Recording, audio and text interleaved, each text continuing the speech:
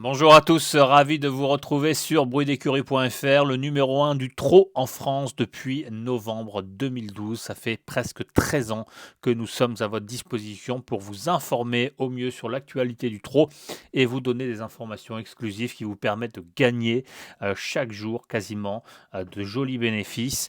Et pour ceux qui sont là depuis le début de l'aventure, puisque oui, on a des abonnés qui sont là depuis presque 13 ans, et bien voilà, s'ils sont fidèles, c'est qu'il y a forcément une raison, c'est que nous avons des résultats assez exceptionnels sur le long terme. Donc, beaucoup d'abonnés viennent de temps en temps, un mois ou deux en mode touriste. Mais si vous restez sur le long terme et que vous suivez à la lettre nos conseils de jeu, notamment si vous passez dans le clan des VIP, eh bien, vous pourrez éventuellement passer à la caisse de manière beaucoup plus régulière. Preuve en est encore ce mercredi où nous avons conseillé à nos clients VIP de ne pas jouer sur la réunion d'Angers. Alors oui, je sais, vous allez me dire, on vous a proposé un pronostic sur le quintet. Encore une fois, je ne joue pas au quintet, je ne suis pas un joueur de quintet, je ne vous recommande pas de jouer au quintet. C'est un jeu qui est pour moi pour les joueurs du dimanche, pour les gogos comme je les appelle, et je ne conseille absolument pas que ce soit tiercé, quartet ou quintet, ne jouez pas à ce jeu, blacklistez-le et le PMU sera obligé, en collaboration avec le trot, sera obligé de modifier sa formule. Privilégiez le jeu simple et le report qui sont pour moi les jeux les plus rémunérateurs si vous voulez constituer un complément de revenus chaque mois. Donc moi, mercredi à Angers, malgré mon pronostic sur le quintet, je n'ai pas conseillé aux abonnés de jouer sur cette réunion. Par contre, j'ai donné deux très belles infos le matin dans les dernières minutes pour les abonnés VIP, à savoir les deux pensionnaires de Benoît Robin, Lunabella Léman et Marabès, qui se déplaçaient pour gagner. Et les deux se sont imposés, l'un à 2,30 €, l'autre à 7,50 € et même pour un report gagnant de 10 euros, eh bien vous pouviez gagner presque 150 euros. Donc voilà, il n'y a pas besoin d'aller chercher très loin ou d'aller chercher le quintet. Il y a beaucoup de possibilités pour gagner de l'argent en course, dans d'autres courses, dans les prix de série notamment, et justement sur des réunions de province. Là, on aura Vincennes qui va démarrer bientôt avec le meeting, mais en attendant, au mois d'octobre, on aura beaucoup de réunions qui vont nous permettre justement de gagner beaucoup d'argent avec beaucoup de chevaux qui sont en mode préparation. On a déjà pas mal de notes. Moi, je vais confier aux abonnés un bloc-notes spécial meeting d'hiver. Alors, pas les conneries que vous allez retrouver sur Paris Turf ou je ne sais quoi, où ce sont des stagiaires qui écrivent les chevaux. Moi, je vous donne ça. Ce sont des chevaux que je suis à l'année, des vraies informations. Et vous aurez ce fichier, justement, si vous êtes abonné VIP pour le meeting d'hiver. Alors, on va aborder ensemble la réunion de ce vendredi à Vincennes, enfin plus précisément le quintet de ce vendredi. Alors je vous le dis tout de suite, le quintet est archi pourri. C'est vraiment un quintet de très faible qualité à mon avis. On n'a pas forcément énormément de bases possibles dans cette course, 16 partants, donc ça va jouer comme d'habitude à Vincennes sur le parcours. Voilà, en sachant que Vincennes justement, il n'y a pas de ligne droite, donc comme on a une très très courte ligne droite, eh bien, on a des chevaux qui ne peuvent quasiment jamais s'exprimer. Ça arrive très souvent d'avoir soit des arrivées en paquet, soit des chevaux qui sont assez malheureux et qui ne répètent pas forcément après, un peu comme au galop. Et donc, c'est compliqué de trouver les bonnes arrivées de certains quintets, notamment à Vincennes, ce qui sera le cas demain. Donc, des 7 ans qui seront au départ de ce prix Ludovica, n'ayant pas gagné 185 000 euros. Sincèrement, on va aller un petit peu comme je vous l'ai dit sur la précédente vidéo, on va aller cheval par cheval, on va avancer comme ça, c'est une manière plus simple et plus ludique à mon avis de faire le papier ensemble, de vous donner mes impressions en direct, même si je les ai notées, eh bien on a peut-être également des choses qui m'ont échappé, et donc on va commencer tout de suite avec l'analyse de ce quintet de vendredi, en espérant moins de surprises que mercredi à Angers. On a eu tout au long de la réunion énormément de surprises dans toutes les courses. C'est ce que je préconisais, c'est ce que je voyais vraiment et c'est ce que j'ai partagé avec les abonnés. Donc beaucoup de surprises, ce qui s'est confirmé. Et je pense que demain, on aura un peu la même chose à Vincennes, puisque dans toutes les courses, même si j'ai quand même dégagé, j'ai quand même dans les autres courses un ou deux chevaux qui peuvent nous faire plaisir à très belle cote, mais ça c'est réservé aux abonnés bien évidemment. Mais voilà, en tout cas, Je pense qu'on aura des courses assez similaires à mercredi à Angers avec des épreuves assez homogènes, des épreuves que j'appelle moi loto, c'est-à-dire que tout peut arriver puisqu'on a beaucoup de partants, des chevaux qui se tiennent de près et on a beaucoup de possibilités dans chaque course. Donc ce sera un petit peu le cas ce vendredi. Allez, on passe tout de suite au quintet de ce vendredi avec tout d'abord le numéro 1, Indice d'argent. Alors c'est un cheval qui a connu quelques ennuis de santé par le passé. Mathieu Abrivard l'a toujours bien aimé. C'est un cheval qui a eu du mal un petit peu à retrouver son bon niveau. Là, il sera déféré seulement des antérieurs demain. Il vient de remporter un quintet à Lyon-Paris. Il n'est pas déclassé non plus, il sera certainement favori de cette course. Il n'est pas déclassé. Néanmoins, voilà, c'est un cheval qui est dans sa catégorie, qui va se plaire sur le parcours. Il a déjà bien fait à Vincennes. Les chevaux de Mathieu Abrivard commencent à monter un petit peu en condition. Il est bien sur le parcours. L'opposition est à sa portée. Donc voilà, même si je le vois pas forcément, il peut gagner, hein, mais je le vois pas forcément gagner. C'est un cheval, à mon avis, à prendre en base et qui devrait normalement, avec le bon parcours, bien faire. Je pense que c'est un cheval qu'il ne faut pas mettre devant, qui ne peut pas faire le travail pour les autres. C'est un cheval qui aime bien venir de l'arrière. Et voilà, à mon avis, devrait également jouer la victoire demain, mais c'est pas non plus déclassé de chez déclassé. Le numéro 2, Iréno des Plaines. Alors c'est un cheval qui est quand même beaucoup plus à son avantage sur les parcours corde à droite. Certes, il vient de s'imposer sur l'hipporome de Caen. Alors, il a quand même plusieurs points faibles. Le fait de ne pas forcément être très prolifique sur les parcours corde à droite. Il n'a pas de pilote, puisque pour moi, David Thomas n'est pas un pilote. C'est un des plus mauvais drivers de France. Comme je vous l'ai dit lors de la première vidéo, vous aurez voilà, mes opinions personnelles et vous aurez pas mal de scoops parce que j'ai plein de choses à vous dire sur le monde des courses. Et au fur et à mesure des vidéos, il y a des choses qui me viendront en tête et je vous les partagerai bien évidemment.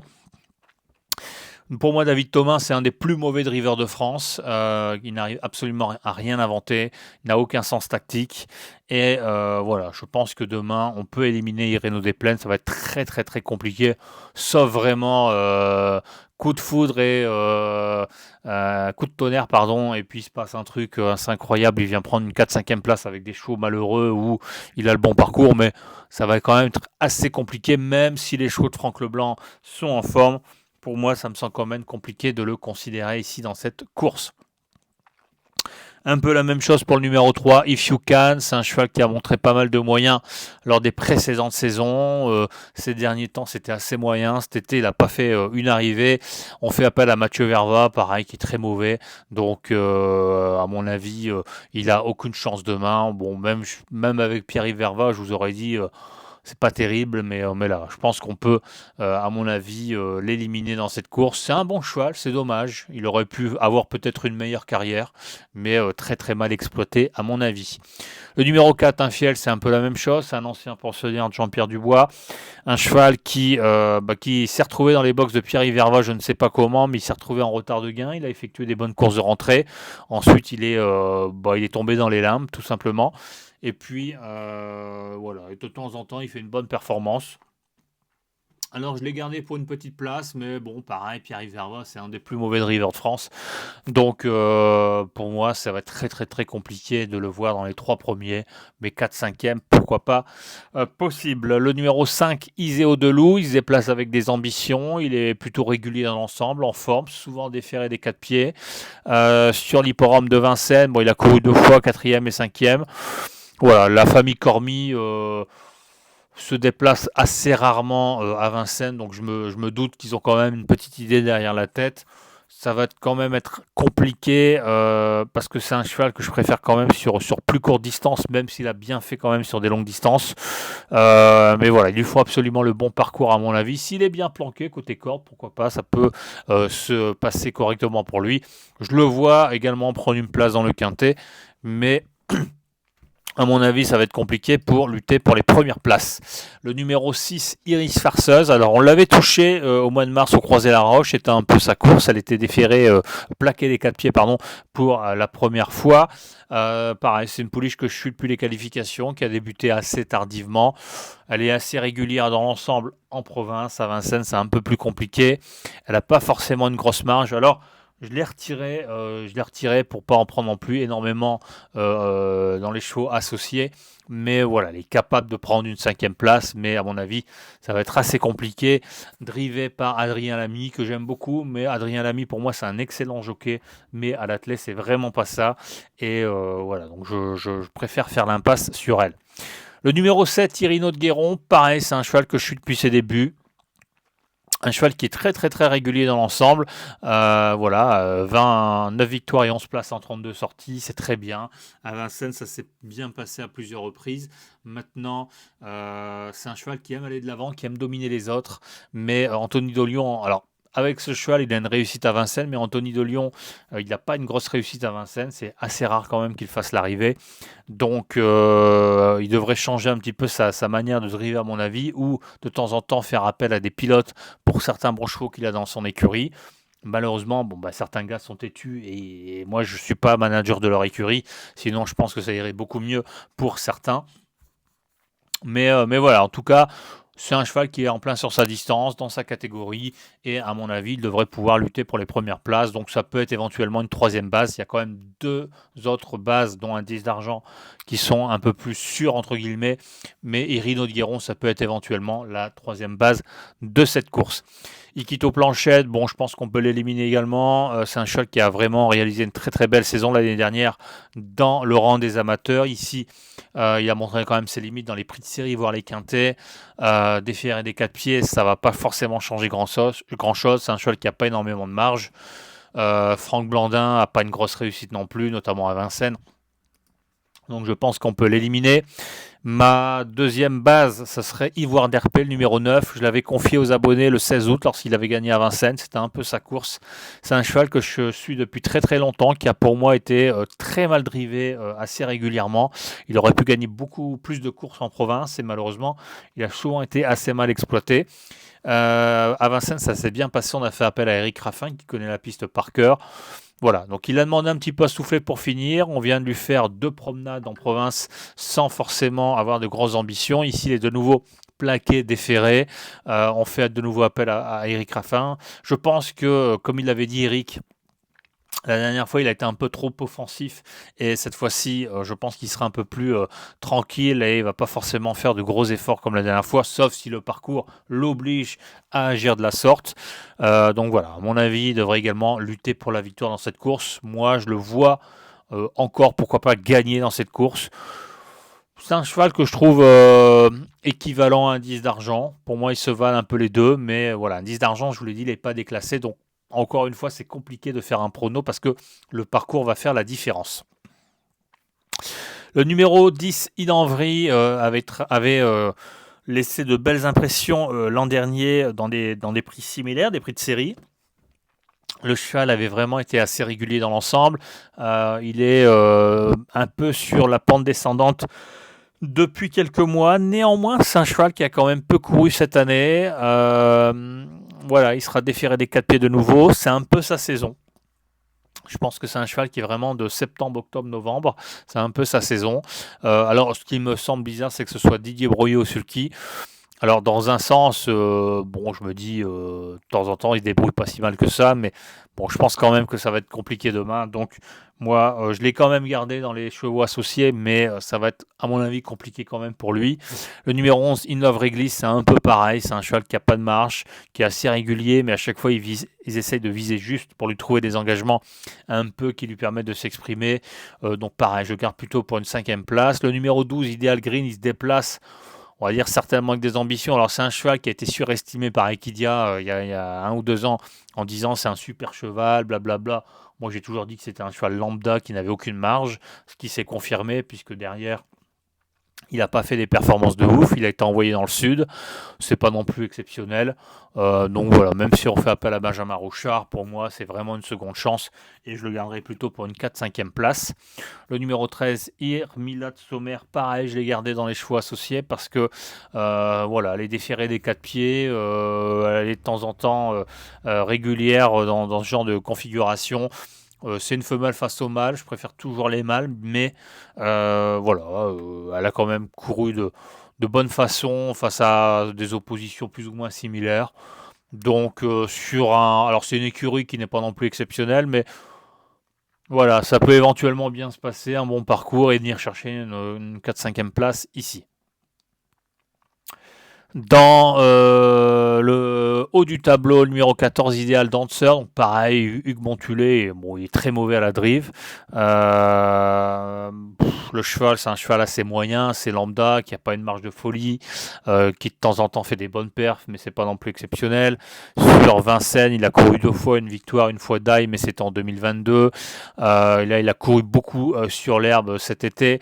Voilà, moi je le vois pareil en cas de défaillance des favoris pour une petite place, mais c'est pas non plus un cheval qui m'excite plus que ça dans ce lot. Le numéro 15, Hermès de Guess, c'est un cheval que j'adore, que j'ai voulu acheter. C'est un cheval qui a été mis à réclamer début 2024. J'en avais parlé avec certains associés. On était éventuellement intéressés pour l'acheter parce que pour moi, c'est un cheval qui avait énormément de marge encore et j'étais étonné de le voir à réclamer. D'ailleurs, il n'a jamais été vendu.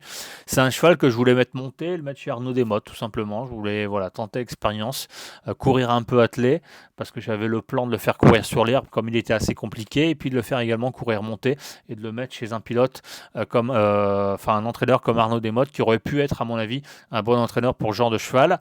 Il a quand même pas mal réussi parce qu'il a quand même réussi une superbe saison 2024 et également 2025. Il est souvent à l'arrivée. Donc quand il était à réclamer, il avait 86 000 euros de gains. Il en a 100 000 de plus aujourd'hui. Donc c'est-à-dire que mon investissement aurait été plus que rentable. Et je pense même encore plus rentable parce que j'avais un plan précis pour ce cheval. D'ailleurs, quand je veux acheter des chevaux, le problème c'est que personne ne veut me les vendre parce qu'ils se doutent simplement que le cheval a du potentiel. Et de toute façon, tous ceux que j'ai voulu acheter par le passé, ils ont pris un peu d'argent derrière. Ils n'ont pas fait la carrière que j'aurais pu leur donner, mais en tout cas, ils ont fait quand même pas mal de gains derrière. Donc voilà, il y a des possibilités dans l'achat de chevaux pas chers et de faire de belles plus-values. Mais encore une fois, il faut savoir bien gérer les chevaux, il faut savoir bien gérer une écurie, puis il faut surtout avoir des compétences et des connaissances pour pouvoir les engager au mieux, les entraîner au mieux, mettre les artifices qu'il faut. Je vous dis ça, vous allez me dire pourquoi t'es pas entraîneur? Parce que je suis pas assez compétent pour être entraîneur, mais je vois des choses que certains entraîneurs ne voient pas et tout simplement. Il y a certains entraîneurs, ils sont tout simplement pas faits pour ça, ils sont assez mauvais et ils ne comprendront jamais rien, comme il y a des drivers qui ne comprendront malheureusement jamais rien aux courses. Ils ont beau avoir 20, 30 ans de métier, ils sont toujours aussi mauvais, n'ont toujours aucun sens tactique et ils font n'importe quoi. Mais voilà, c'est un peu comme dans tous les corps de métier. Donc Hermès de Guess, c'est un super cheval, il est en mode course, plaqué déféré, sur la valeur intrinsèque, bien logiquement, il a une première chance ici, malheureusement. Je pense qu'il sera disqualifié ou pas forcément à l'arrivée demain. Je suis pas fan de Nicolas Bazir en tant que au sulky, hein, je le trouve très très très moyen, voire plus que très moyen. Euh, alors vous allez me dire, il gagne de temps en temps des belles courses, encore mercredi avec Hymne du Gers, bah oui, mais son papa fait tout le travail, hein, donc c'est papa qui entraîne, hein, c'est pas lui, hein, donc lui il est juste un bon valet. Et voilà, le problème c'est que je pense que ce cheval a une première chance. Avec Jean-Michel, j'aurais dit peut-être, mais là je pense qu'il va être assez mal drivé et je préfère le mettre en cheval associé, mais pas forcément.